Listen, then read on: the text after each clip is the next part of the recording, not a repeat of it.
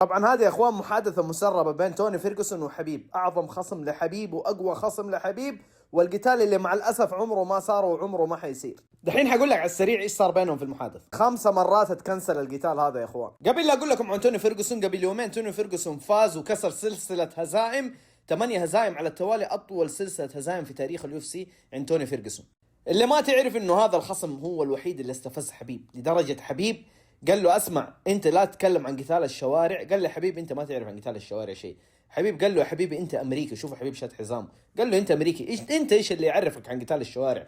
قال له انا اكلك في قتال الشوارع، اكلك اكل. طبعا توني فيرغسون وقتها كان هو اللي ماسك الليله في اليو اف سي، وقال له هذا توني تايم. قال له حبيبي ما في حاجه اسمها توني تايم، هذا حبيب تايم. طبعا القتال بينهم يا اخوان اتكنسل 5 مرات، وكان حيكون واحد من اعظم القتالات، لانه توني فيرغسون وقتها فعليا كان 12 فوز بدون اي هزيمه، وحبيب نفس الشيء 12 فوز او 11 فوز بدون اي هزيمه. فكان حيكون اكبر قتال في تاريخ اليو اف سي، خصوصا ان الاثنين وقتها كانوا في عز تألقهم. قتالين انلغوا بسبب حبيب، وطبعا وقتها طلعت اشاعه عن حبيب انه اكل تراميسو في الفندق عشان كذا ما قدر يجيب الوزن ولغى القتال. ومن وقتها طبعا جماهير توني فيرغسون مسكوها على حبيب، يا حق التراميسو يا حق التراميسو. Because these guys don't give you contract, now you jealous. No, because I got my... Hey. What size do you have, please? يقول له Let ايش me know. مقاسك؟ Like 9, 10, I can order 9 10.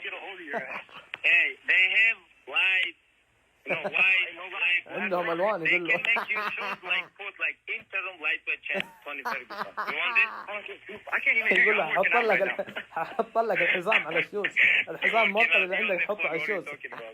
طبعا تسربت المحادثه هذه بينهم الان يا اخوان، اقسم بالله المحادثه مره تضحك. طبعا حبيب قاعد يقول لتوني فيرغسون انت يا اخوي عندك حزام مزيف. توني فيرغسون رد عليه قال له انت كل شيء عندك مزيف، واصلا ريبوك اتعاقدوا معاك. طبعا حبيب قال له يا حبيبي انت غيران من ريبوك، انا الحين حخلي ريبوك يتعاقدوا معاك ويسووا لك شوز ويحطوا عليه صوره الحزام المزيف اللي عندك.